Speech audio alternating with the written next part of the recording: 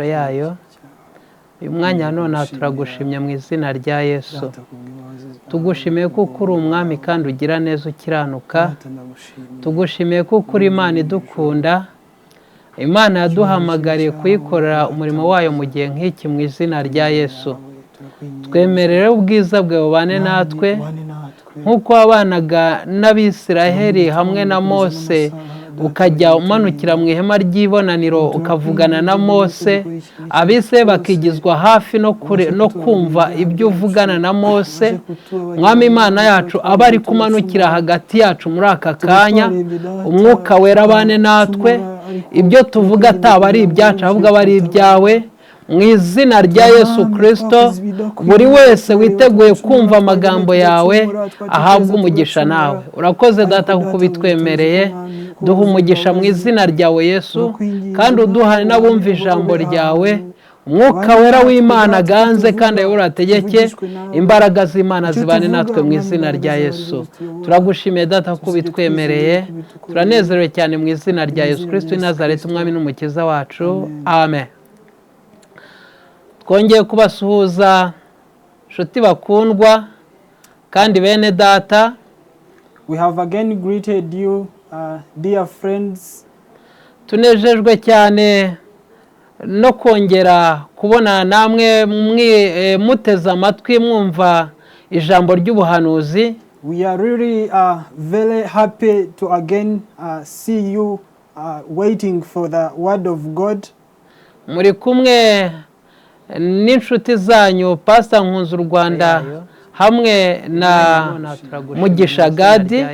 You are with the other friend of yours who is Pastor James Nkunzu Rwanda, with his friend whose by name is Mugisha Gadi.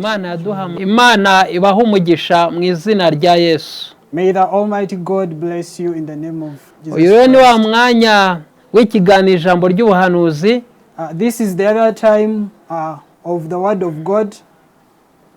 Tugiye kuganira amagambo y'Imana ariko nabo ngo n'ubuhanuzi. We are going to talk about the words of God, but in a few words it says the prophecy. Uhabwa umugisha wo mu izina rya Yesu kubwo kumva buno buhanuzi wateguriwe kuri uyu munsi wa none. So be blessed as you are listening to this word of God that you have been prepared for today. Imana ibaha umugisha mu izina rya Yesu. May the Almighty God bless you. Reka dusome ijambo ry'Imana ryanditse mu gitabo cya mbere cy'Abami ibice 18 ku murongo wa 30. Let us first read in the book of Kings from 18 to 30. Kugeza ku murongo wa 37 up to 37. Yesu abaha umugisha. Be blessed. Kadusome mu izina rya Yesu. Okay. Eliya ko abwira abantu bose ati nimunyegere. Bose baramwegera, asana igicaniro cy'Uwiteka cyari cyarasenyutse. Nuko Eliya yenda amabuye 12 uko umubare w'imiryango ya bene Yakobo wanganaga. Ari we ijambo ry'Uwiteka ryagezeho riti, Isirayeli niryo ribaye izina ryawe. Nuko ayo mabuye Eliya ayubakisha igicaniro mu izina ry'Uwiteka, maze acukura impande zacyo uruhavu rwajyamo indengo ebyiri z'imbuto, ahera ko agerekeranya inkwi, acagagura imfizi ayigereka hejuru y'inkwi. Maze arababwira ati, nimwuzuze intango enye amazi, muyasuke hejuru y'igitambo n'inkwi. Arababwira ati, nimwongere ubwa kabiri. Bongera ubwa kabiri. Arongera arababwira ati, nimwongere ubwa gatatu. Bongera ubwa gatatu. Amazi arasendera agota igicaniro yuzurana rwa ruhavu. Nuko agejeje igihe cyo gutamba igitambo cya nimugoroba, Eliya umuhanuzi yegera igicaniro aravuga ati, Uwiteka Mana ya Aburahamu na Isaka na Isirayeli, uyu munsi menyekane ko ari wowe Mana mu Bisirayeli, kandi ko ndi umugaragu wawe nkaba nkoze ibyo byose kubw'ijambo ryawe. nyumvira Uwiteka, nyumvira, kugira ngo abantu bamenye ko ari we Mana kandi ko ari wowe ugarura imitima yabo. Katwongere dusome nk'uko twabivuze mu butumwa bwiza bwa Yohana ibice 16 ku murongo wa mbere kugera ku wa 4. Allow us to again read in the books of John from chapter 16 to 1 until to 4. Kadusome mu izina rya Yesu. Let's read in the name of Jesus Christ. Icyo mbabwira ibyo ni ukugira ngo hatagira ikibagusha. Bazabaca mu masinagogi, kandi igihe kigiye kuza uzabica wese azibwira ko akoreye Imana umurimo, kandi ibyo bazabikorera batyo kuko batamenye Data nanjye ntibamenye. Ariko ibyo mbibabwiye kugira ngo igihe cyabyo nikigera muzibuke ko ari jye wabibabwiye. Imana itugire neza kandi Imana iduhe umugisha mu izina rya Yesu. Nk'uko twarimo dusoma ijambo ry'Imana ari mu gitabo cya mbere cy'Abami, as like we were reading the word of God which is in the books of Kings, ibice 18 ku murongo wa 30 kujya kwa 37, from the books of starting from 18 to 30 to 37, tubona inkuru z'umugabo witwaga Eliya. There we look at about the information that talks about the person who is called Eliya. Uyu mugabo witwaga Eliya, this person who was called Eli, yari umwisiraheli. He was a person from Israel. Yari umuheburayo. He was a person from yari umuheburayo. He was a person from Heblayo. Uyu nguyu, this person, ngo yari umuhanuzi kandi akaba n'umutambyi. He was a prophet at the same time being a person who could give offertories to the Almighty God. Nukuvuga ngo rero uyu muhanuzi w'Uwiteka, so this means this prophet of God, yabayeho mu bihe by'umwami witwaga Ahabu. He lived in the days of a king who was called Jabu. Uyu Ahabu yari umwami w'Abisiraheli. This Jabu was the king of Israel. Umurwa mukuru wabise witwaga Samariya. The big town for Israel was called Samaria. Hanyuma Eliya uyu nguyu igihe yabayemo, then this area, the situation that he lived, cyari igihe gikomeye cyane kandi cyari kigoranye. Was a struggle situation and which was really hard. Cyari igihe hariho itotezwa cyangwa se hariho nabo ngo cyari igihe cyari giteye gutya, cyari igihe abantu batari barimo bubaha Imana. It was in the situation where people could not obey the Almighty God. Bakoraga ibyo gukiranirwa. They could do things which are not really nice. Ndetse bayobowe n'umwami wabo witwa Ahabu. Being held by their king who is called Ahabu. Biba ngombwa ko Eliya atagomba guhagarara cyangwa se guhagarika icyo yari yaramenye muri we n'icyo yari yarakiriye. Then that made a king Ahabu to not stop what he had already received. Mu by'ukuri Eliya yari umukozi w'Imana. For sure Eli was a person of God, was a worker of God. Ntabwo yarigeze areka amategeko y'Uwiteka. He had not lived the commandments of God. Yubahaga Imana. He obeyed the Almighty God. Yitegereza imisengere yari iriho icyo gihe. He realized, he saw the rules or the way that the people could be ruled. Asanga itandukanye n'imisengere yari isanzwe ijyanye no kubaha Imana no kuyiramya. Then he found that those behaviors were totally different according to the previous players that were. Nukuvanga amategeko y'Imana barayaviyoye, bari barayahinduye. In other words, the commandments of God were totally changed. Eliya rero mu kwitegereza abona hari abandi bahanuzi. So for Eliya to realize, he saw that there are other prophets, ndetse n'abatambyi, even other prophecies, batubahaga Imana, could not obey the Almighty God. Abo bari abatambyi ba Bayali. Those were the prophets of that could obey small gods, ndetse n'abashera, even The smaller God is for Asherah. bas nurango bubahaga imana ebyiri iyitwaga Bayali n'iyitwa Shera. They could obey two gods, two small gods, the one which was called for Shera and Bayali. And Bayal. Nuko Eliya and then Eli arangije muri afata umwanzuro. Then he got a decision. Mu bandi wa mbere bice 17 niho yaje gufata umwanzuro wo guhagarika imvura. In the book of Kings, where in the verse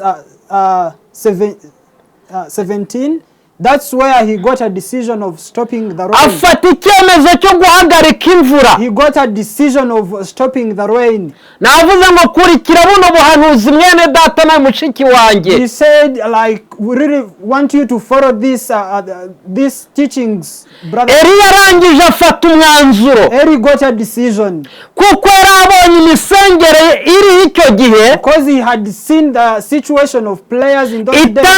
Itandukanye n'imisengere y'Aburahamu n'iya Isaka n'iya Yakobo ndetse n'abandi bahanuzi bamubanjirije. They are totally different to the players of Abraham and Isaac and the rest. Kuko yasomaga amategeko akitegereza akareba agasanga ubuzima abandi bahanuzi babayemo ndetse n'ubwo arimo bunyuranye n'ubwo abantu basengamo. Because he realized, he made a research to the players that other first people that could pray are not related to the ones that were being played in those. Afata icyemezo cyo guhagarika imvura. Then that made him to get a decision of stopping the rain. Imara imyaka 3 n'amezi 6 itagwa. That rain took place for 3 years together with a 6 month. Imyaka 3 n'amezi 6 itagwa. 3 years and 6 months without having rain. Hanyuma habaye inzara ikomeye cyane mu gihugu. Then there came a problem of lacking enough food. Kubera ko yari yahagaritse imvura. Because he had stopped the rain. Kubw'ibyo ngibyo Eliya aravuga ati no iyo myaka igeze nayo mezi. So for those because then later he saw for the rain to stop and for 6 months and 3 years. Umwami yari yarahangayitse. The king had really been worried. N'abantu bwabo together with the people. Kuko bari baramenye neza wabikoze uwo ari we. Because they had knew the real person who had made that thing.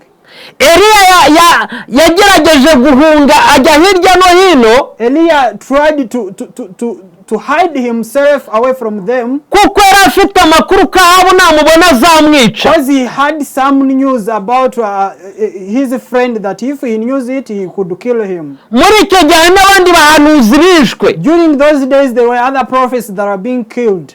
Ariko none Imana izakubwira iranga igihe kirageze ngo uyere ku mwami Ahabu. But later the Almighty God came. Hallelujah.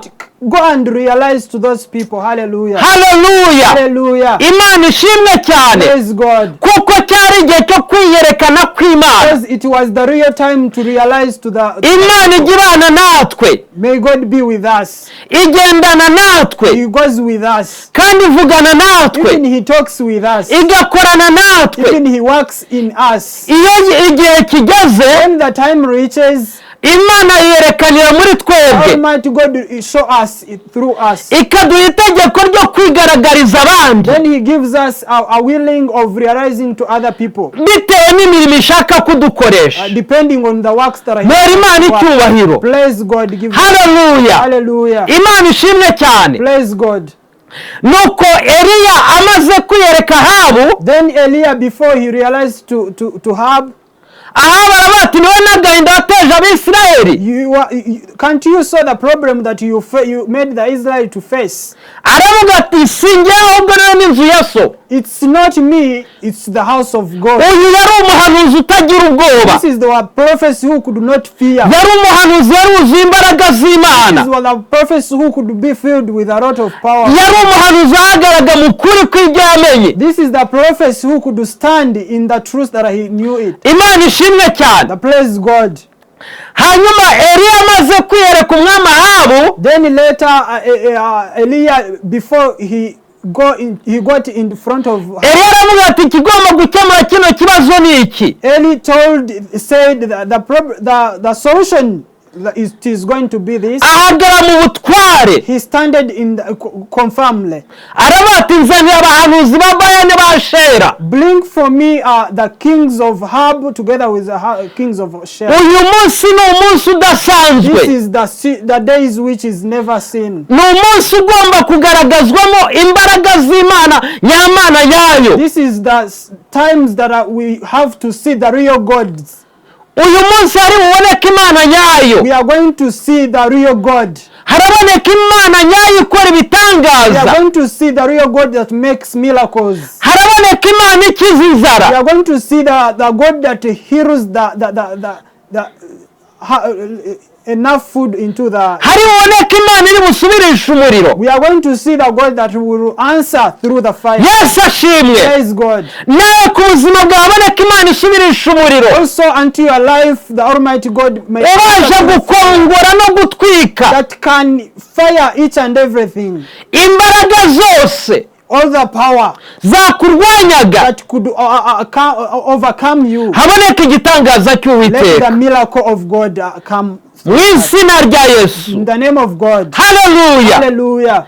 Ku burwayi bwawe haboneka igitangaza, Unto a sickness, let the miracle happen. mu bikurwanya haboneka Things igitangaza, that come upon you, let the miracle come over it. mu buzima bukurwaye haboneka In the igitangaza. bad situation, let the miracle come. Imana yerekanye uwo munsi, Let the Almighty God seize and aka kanya ikwereka mu izina rya Yesu. also at this time, Hallelujah. him show Imana himself. ishimwe cyane, In the name of God. kandi Imana ihabwe icyubahiro, Praise God. kuko Imana yacu ari nziza, Because the Almighty Imana yacu God is irakomeye, good. He is powerful. Imana ihambaye, He is so courageous. kandi Imana ifite imbaraga Even he was mu izina rya in Yesu. the name of Jesus Nuko Christ. abahanuzi ba Shana na Bayali, Then the kings of Shera and Baal. Eliya arababwira ati ngaho nimutegure igitambo cyanyu, Eliah told them, nanjye ndategura icyanjye, me, I will prepare mine. hanyuma mubanze Then you will be the first. kuko muri benshi. Because you are a lot, you are many. Bari 850. They were 80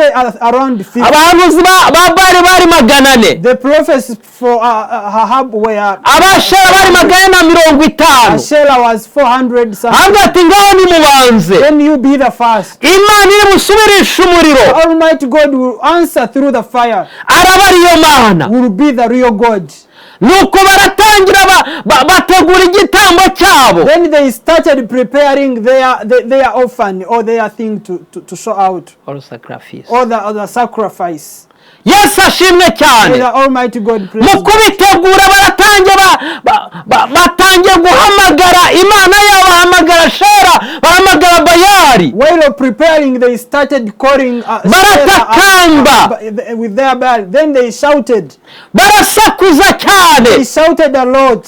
Ndagira ngo utekereze ubwo amajwi y'abantu 850. I want you to think about the people around 400, their voices. Barasakuje cyane, They sounded a lot. barasakuza cyane, They sounded more. bavuza induru cyane, They shouted. ariko ntihagira ijwi ryumvikana. But there is no any Umuriro fire. ntiwamanuka. There is no any fire. Eliya arabegera ati mwabaga mwemeze bite? Eliah came close to them. Then he asked, "What's wrong? Ahari Imana yanyu yasinziriye, Your Almighty God has slept. cyangwa se ari aho igiye, Maybe it has gone somewhere. nimuyihamagare." You call it. Abagabo barongera basubiramo bundi bushyashya, The men again started. bajya bafata amabuye barisharagura, They got stones and started. barahamagara biranga. Again called, but Igihe cyabo kiba kirangiye nta n'ikintu kibaye. their time get over without happening anything.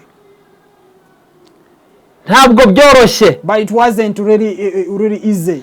Eliya nawe igihe cye kigeze, When Eliah, his time reached, Bibiliya tubona uko agera igihe cyo gutamba Eliah, for him time to give his igitambo cya nimugoroba. Haleluya. for him in the evening, Igitambo cya nimugoroba. evening offertory. Yesu ashimwe. Praise God. Haleluya. Hallelujah. Igitambo cya Yesu cyari mu masaha y'igicamunsi, The offertory for him cyo gutambwa ku musaraba for putting on the mu cross. masaha ya saa 9 in the 9 p.m. aho ni igitambo cya Yesu cyari cyuzuye. That's when the offertory for Jesus niyo cyari gikwiriye. That's when it was real. kugira ngo dukizwe For us to be ibyaha byacu. our sins. Imana ishimwe. Praise God. mu isaha saa 9 ubwo Yesu yatangiye ku musaraba. In the times of 9 p.m. nuko rero nuko igihe cyo gutamba igitambo cya nimugoroba.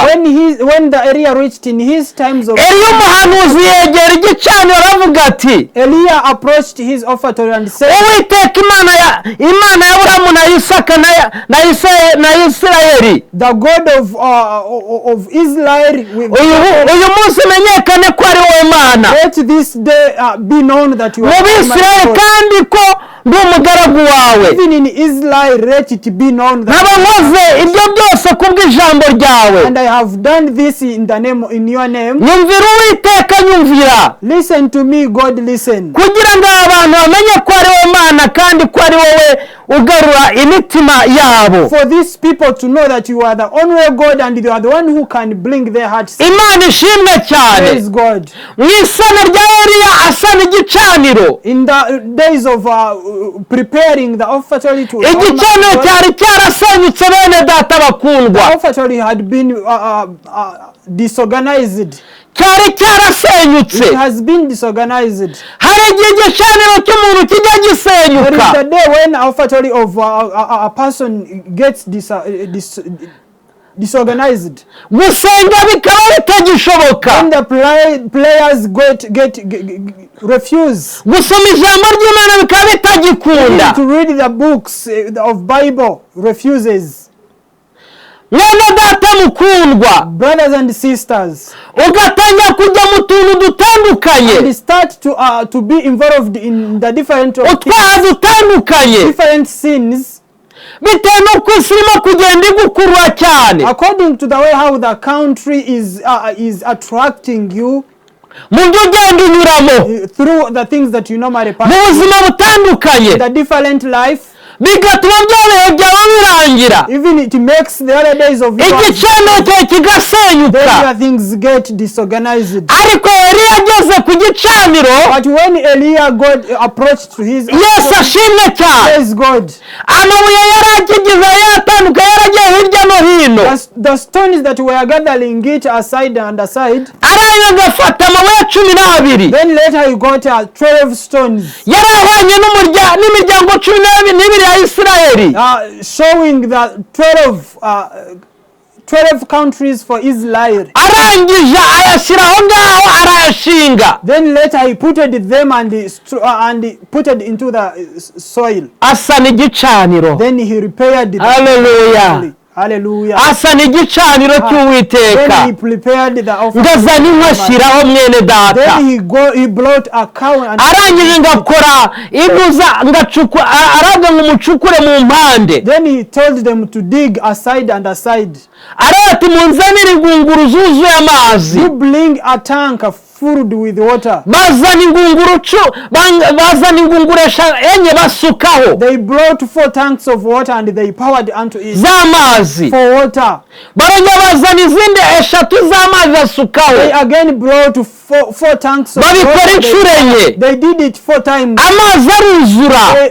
The water was amaze kuzura, water being filled. noneho Eliya Then later Eliah, igitambo cyari yamaze kugishyiraho neza. when the offertory for Eliah, mwene data mukundwa, brothers and sisters, kugira ngo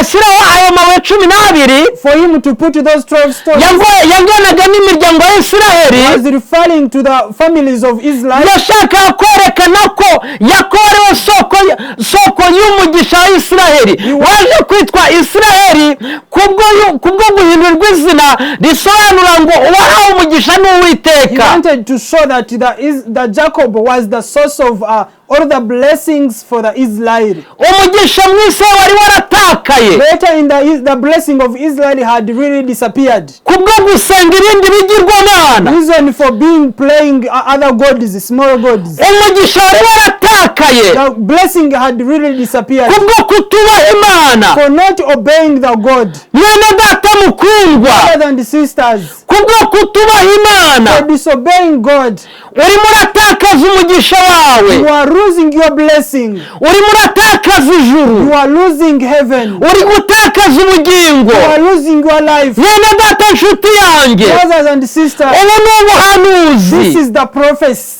ni This ubuhanuzi. is the prophecy. igihe kirageze They have reached kugira ngo Imana for the God igukorere igitangaza perform a miracle on ariko you, urasinziriye. but you are asleep. mwene data mukundwa, Brothers and sisters, iki ni igihe cyawe this is the real time of kugira ngo Imana igukoreshe the Almighty God to uhagere mu za gukorera yihagazemo stand into the no way guhamya Imana for performing, for no kuvuga Imana, even to talk the ubwira God, abantu ko Yesu agiye telling kugaruka. people that Jesus Christ is ariko coming. ndakubwira ngo But we are telling you, ntabwo bizakugwa neza, you will not really be ntabwo uzagubwa neza, you will not be happy for kuko that. hari abatazakwemera, There are people that will hari n'abazakurwanya, others that will fight hari you. abatazagukunda, People will not love ariko you. Imana izaguha umugisha Almighty God will kandi do. Imana izakugirira neza, God will be kuko with ari you. igihe cyo kuyihamya Because it's n'igihe cyo better kuyivuga. even that you are mwene data, telling it. igicaniro cyawe kimeze gute? Officially, how is it? How is Yesu it? atugire neza Praise God. kandi Imana itwakire mu izina rya Yesu.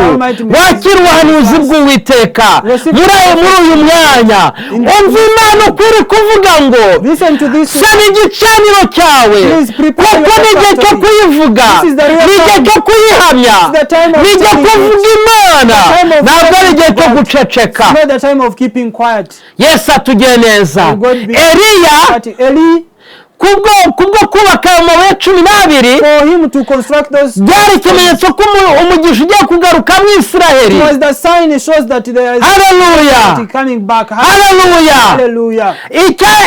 Gufata kandi aya mabuye To take those stones, yashaka gusobanura ko ijambo ry'Imana, he wanted to show that ijambo ry'ubuhanuzi the word of God biri mu gihugu cya was Isiraheli, in the country of kuko Israel. asobanura ijambo ry'Imana. Because the stones show that. Hallelujah. Hallelujah. izi ngungu 12 z'amazi These 12 tanks of water zasobanuraga ko umwuka w'Imana to show the Holy Spirit of God akiri mu Isiraheli. is still in Israel. Yesu ashimwe, Praise God. ari mu bwoko 12 bwa Isiraheli. In the family of Yesu atugire neza. God be with us. niyo mpamvu icyari igihe cyo gukora k'umwuka wera. This is the real time of work. Imana ishimwe. Praise God. arangije arasenga rero, One letter is played. Imana itugire neza. Praise God. arabati Uwiteka Imana ya Aburahamu, The God of Abraham, Imana ya Isaka, the God of Isaac, kandi Imana ya Isiraheli, in the God of uyu Israel. munsi ugaragara ko ari we Mana. Let this day show kuba ngo n'Uwiteka Imana ya Aburahamu na Isaka na Yakobo, showing that the God of Abraham and bisa ngo ni Imana y'abazima, shows that there is the God for real. ni Imana y'abazima, There is God for alive. ntabwo ari Imana y'abapfu. It's not God for. Haleluya. Hallelujah. Uko niko bisobanuye. That is what it shows. Yesu atugire neza. nuko Uwiteka aramwumva, Then the Almighty God umuriro umanuka n'ijuru, fire utwika igitambo, it hunted the offertory, utwika ya mabuye, it fired the stones, ukamisha y'amazi, and it made the water. Imana isubirisha umuriro. And the God answered through the fire. Iyo niyo Mana, That's the real God. niyo Mana ifite imbaraga, The real God. niyo Mana iteye ubwoba, The real God. kandi niyo Mana y'inyamaboko. The God with. nubwo Eliya yakoze ibyo ngibyo, Earlier did those. agahamiriza abisirayeli Imana nyamana, Realize the Israel. bakayimenya, Knowing it. bakayisobanukirwa, Realizing it. byahise afata b'abahanuzi ba Shana wa Bayali, In the elect, he took the small gods for Isaac, and arangije abarimbuza inkota, then he destroyed with a spear. inzara icika mu Isiraheli, Then the hunger got away from imvura them. iragwa, Then the rain came again. abantu batangira guhinga imyaka bareza, Started digging and abantu bagubwa neza. people got Imana ishimwe ishimwe cyane. Praise God. Yesu abwira abigishwa be, Then Jesus told his avuga ati disciples, icyo mbabwira, what I tell you, bazabaca mu masinagogi they will chase away from the church babampora, because of me. bazabakubita, They will beat you. bazabarwanya, They will hurt you. ntibazabemera, They will not allow you bazabampora because of me. kuko murimo kumpamya. Because you are. Eliya nawe mu gihe cye Even Elias, benshi barishwe a lot of people bazira ubutumwa baza guhamya Imana because of God. kuko bari abakozi b'Imana. They were workers. Yesu arangije aravuga ngo Then later Jesus said, namwe bigishwa banjye because you disciples of mine, bazabakubita, they will beat you. bazabaca mu They masinagogi will chase away from you babampora, because of ariko me. nzaba ndi kumwe namwe, nzabakoresha iby'ubutwari, muzakora ibitangaza n'ibimenyetso bikomeye, muzanamiriza kuko nshaka ku isi yose imenya ubutumwa bwiza, bakamenya ko hariho Imana, Imana ifite imbaraga, Imana ikiza, Imana igira neza. Ubutumwa bwiza bwa Matayo Good news about ibice 28 from chapter ku murongo wa 19, to verse Yesu aravuga ngo Jesus said, mugende mu mahanga yose, in the whole countries, mubwirize abantu ubutumwa bwiza, preach the word of God, mubatiza mu izina ry'Imana Data baptizing them in the word of God, n'Umwana even the n'Umwuka Wera. Holy Spirit. Yesu atugiye neza. Praise God. Arabati rero kubw'ibyo Then through that, bazabarenganya.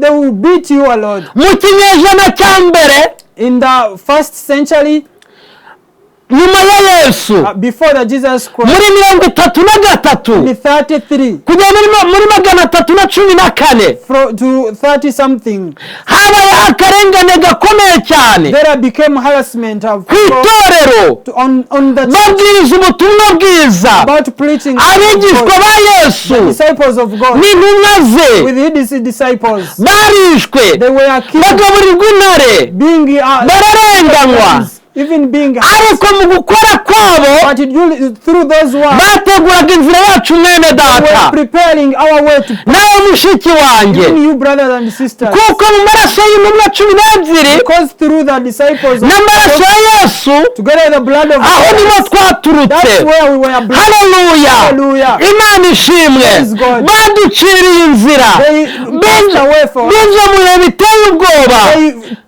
they went for them. Uyu munsi wa none Let this day itorero rya Kristo ririho, the church of God is ryavuye mu maraso ya Yesu got from the no blood mu of Jesus, bwitange bukomeye cyane bw'intumwa, from the allowness of disciples, kubwo kwitanga kwa Eliya for the no kwigaragaza kwa Eliya for the Eliah to show byatumye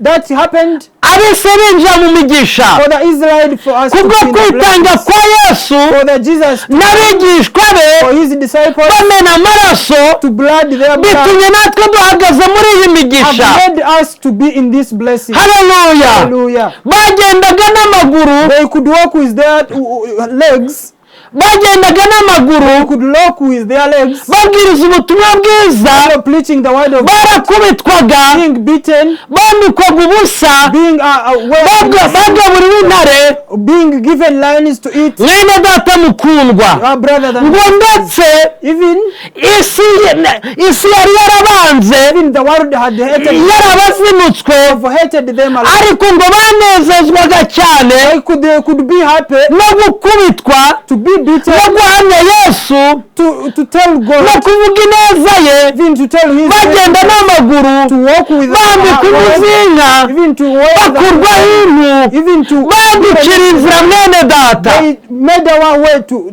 pass. Uyu munsi wa none Then right now abapasitori batunzwe n'ubutumwa bwiza, where the pastors are being alive for the babwiriza ubutumwa bwiza, praising the word of God, bari mu mazu meza, being in the beauty houses, baragenda mu modoka meza, nice vehicles, bafite insengero nziza, having nice churches, ariko abandi bararaga ku but misozi. others could stay from the mountain. Mwene data mukundwa, Brother and wumve sister, izingiro you ry'ubuhanuzi. see where the word of God is from. Igihe kiraje rero The day are coming. kandi kirasohoye, They are coming. ubwo urubanza rugiye gutangira mu nzu y'Imana. Where there is a judgment where it's coming. Mwene data mushiki wanjye, Brothers and sisters, igihe kiraje kandi kirageze. the day have reached and it has come. Ubwo Where bamwe bagiye kurenganywa others are being bazira ijambo ry'Imana, because of the word of God.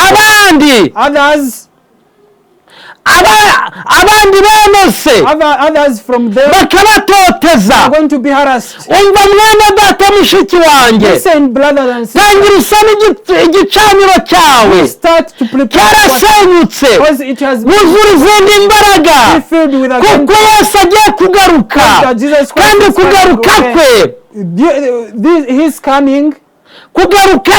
his coming, ibimenyetso turimo kugenda tubibona. Mwene data mukundwa, iki ni igihe cyo gusana igicaniro cyawe, ntabwo ari igihe cyo kurya ngo unezerwe, si igihe cyo kwicara mu mazu meza ngo ugubwe neza.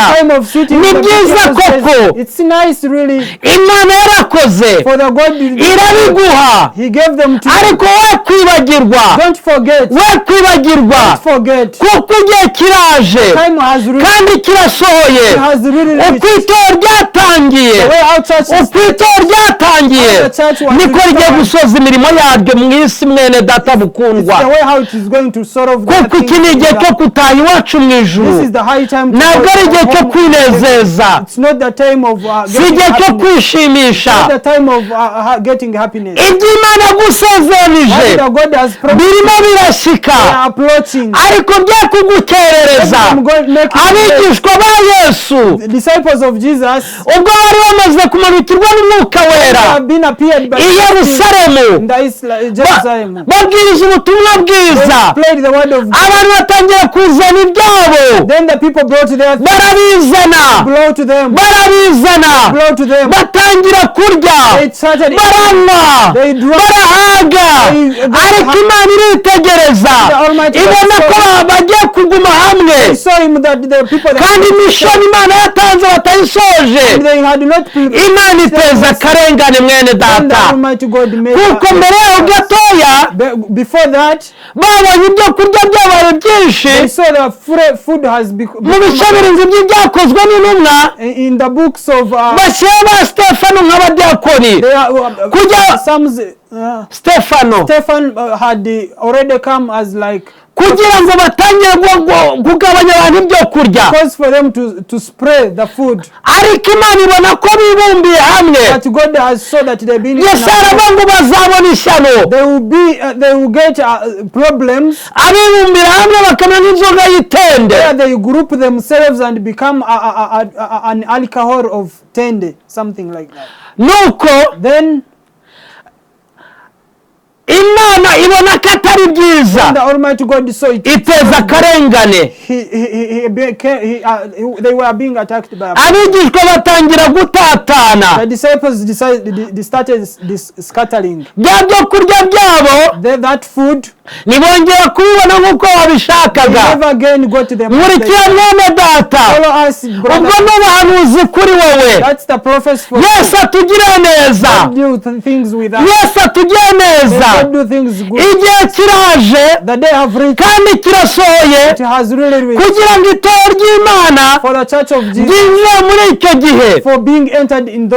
Ibyabayeho kera nibyo bizongera kubaho, nta kindi gishya, ahubwo ikigiye kubaho ni uko tugiye guca muri ako gahe gatoya, abera tukitahira.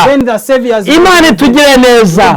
Ngubwo ubuhanuzi ngufite muri aka kanya, tangira gusana igicaniro cyawe cyasenyutse, we kwishimira ibyo kurya n'ibyo kunywa, we kwishima etaje umaze kubaka, we kwishimira urusengero rwawe rwiza gusa. Tegura inzira yawe, nanjye ntegura iyanjye. Igihe kirageze ngo dutahe tujye iwacu mu ijuru. Yesu abaha umugisha kandi Imana ibagirire neza. Tugiye gusenga n'Imana kano kanya.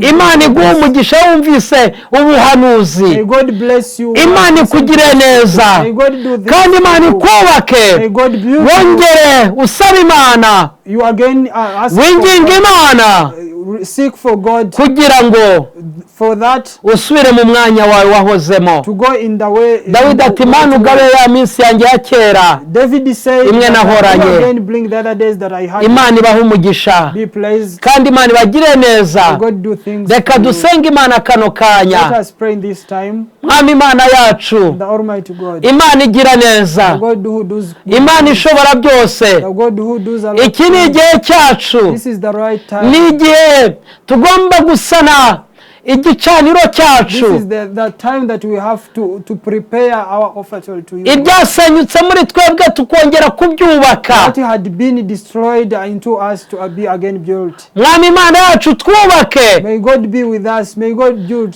us. kandi utwuzuze. Be filled with us. Nutwubaka tuzaba twubakitse, If you build unto us, we will be really fully built. kandi nutwuzuza tuzuzura by'ukuri. If you fill us, we will be really fully super full. Twuzuza umwuka wera rero, Let us be filled with the Holy Spirit. umwuka w'imbaraga The power of the Holy Spirit. kandi umwuka w'ubwenge The n'ubuhanga, power of courage. nuwo kumenya Uwiteka, And the Almighty nuwo God. kumwubaha, Even to nuwo respect. kujya inama. Even to share the Mu izina ideas. rya In Yesu, the name of Jesus Christ. abagabo bumvise aya magambo, Many have listened to this word. ababyeyi bumvise aya magambo, Parents that have listened to this bahabwe umugisha nawe. word, be blessed by you. Abasore n'abakobwa Brothers and sisters, bahabwe umugisha nawe. receive a blessing from you. Abakozi bawe Mwami Imana The yacu workers for you, Jesus bahabwe Christ. umugisha nawe Embrace the mu izina rya Yesu. in the name of Jesus Christ. Urakoze Mana nyagasani, Thank you, the kumva Lord, gusenga for kwacu, listening to our prayer. utanga umugisha kubera bawe Give the blessing no to ku your itorero ryawe bring to the church. mu izina rya Yesu In the Kristo name of Nazareti, Jesus Christ.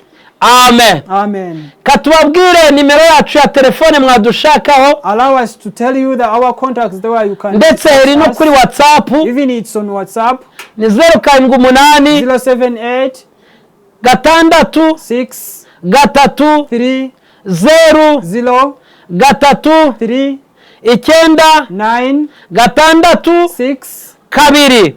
2. Wadukurikiye no kuri YouTube, Even you can follow us on YouTube. Prophecy by Pastor Nkunzu Rwanda, Prophets by Pastor Nkunzu Rwanda. PPN. PPN. Imana ibahe umugisha May the Almighty kandi Imana ibahe imbaraga, be filled with power. Imana ibuzuze umwuka wera, He be filled with the Holy Spirit. Imana ibagire neza Good do things to you. kandi Imana ibubake mu izina rya Yesu. Be built unto you Imana ibahe umugisha mu izina rya in the Yesu, name of Jesus Christ. amen. Amen.